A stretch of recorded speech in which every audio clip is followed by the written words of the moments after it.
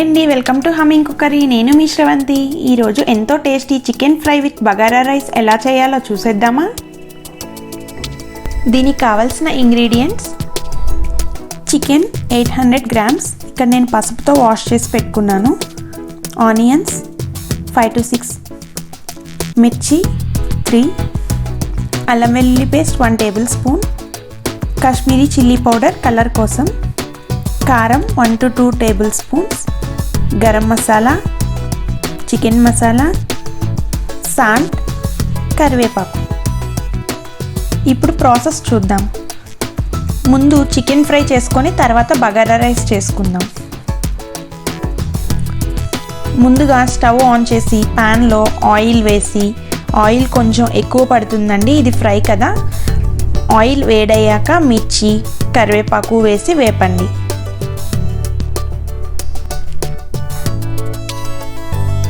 ఇప్పుడు మనం కట్ చేసుకున్న ఆనియన్స్ అన్నీ వేసి బ్రౌన్ కలర్ వచ్చే వరకు ఫ్రై చేయండి. ఇది కొంచెం టైం పడుతుంది. ఇక్కడ ఆనియన్స్ ఫ్రై అయిపోయాయి కదా. ఇప్పుడు అల్లం వెల్లుల్లి పేస్ట్ యాడ్ చేసి ఫ్రై చేసుకుందాం. అల్లం వెల్లుల్లి పేస్ట్ పచ్చివాసన పోయిన తరువాత చికెన్ పీసెస్ని యాడ్ చేయండి.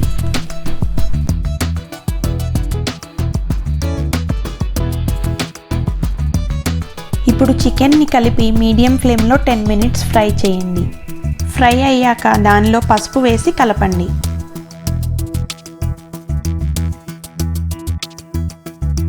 ఒక 5 minutes తర్వాత సాల్ట్, కారం, కాశ్మీరీ చిల్లీ పౌడర్ వేసి కలపండి.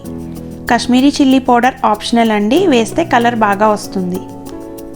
10 minutes ఫ్రై చేసుకున్నాక గరం మసాలా, చికెన్ మసాలా యాడ్ చేసి బాగా కలిపి ఫ్లేమ్ లోలో పెట్టి ఫ్రై చేయండి. ఇప్పుడు చూడండి, మన చికెన్ బాగా రోస్ట్ అయింది కదా. కొత్తిమీరతో గార్నిష్ చేసుకుంటే మన చికెన్ ఫ్రై రెడీ. ఇప్పుడు బగారా రైస్ చేసుకుందాం. ప్యాన్లో ఆయిల్ లేదా నెయ్యి వేసి బిర్యానీ మసాలాని వేసి ఫ్రై చేసుకుందాం.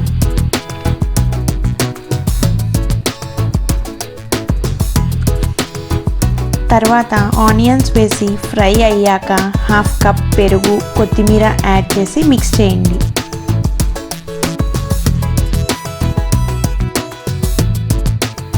నేను ఇక్కడ 1 glass ఆఫ్ బాస్మతి రైస్కి 2 glasses ఆఫ్ వాటర్ యాడ్ చేస్తున్నాను. రుచికి సరిపడా సాల్ట్ని యాడ్ చేసుకొని ఒకసారి మిక్స్ చేయండి. ఇప్పుడు బాయిల్ అవుతున్న వాటర్లో రైస్ని యాడ్ చేసి మూత పెట్టి 15 minutes ఉడికించుకోండి. మీరు కుక్కర్లో అయినా చేయొచ్చు, 2 whistles వస్తే సరిపోతుంది.